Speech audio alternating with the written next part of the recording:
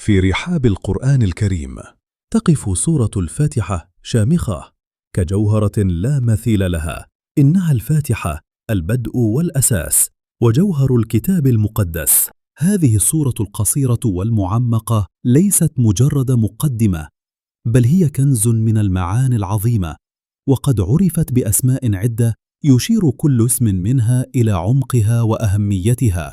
هي الفاتحة لأنها تفتح لنا باب القرآن وباب الصلاة، لا تصح صلاة بدون تلاوتها.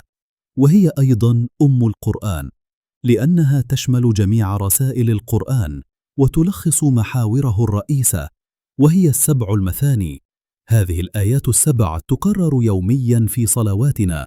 عندما نتلو الفاتحة نحن لا ننطق كلمات فقط، بل ندخل في حوار إلهي عميق.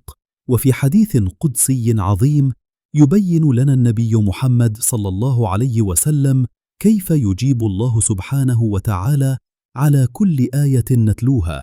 قال الله تعالى: قسمت الصلاة بيني وبين عبدي نصفين، ولعبدي ما سأل، فإذا قال العبد الحمد لله رب العالمين قال الله تعالى: حمدني عبدي.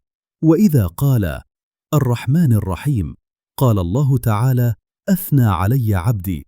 وإذا قال مالك يوم الدين قال الله تعالى: مجدني عبدي. وقال مرة: فوض إلي عبدي.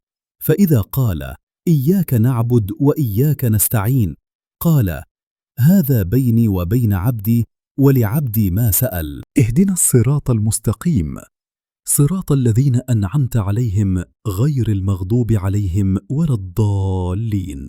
لنتدبر هذه الآيات السبعة مدركين أن فيها مفتاح إيماننا وطريق هدايتنا.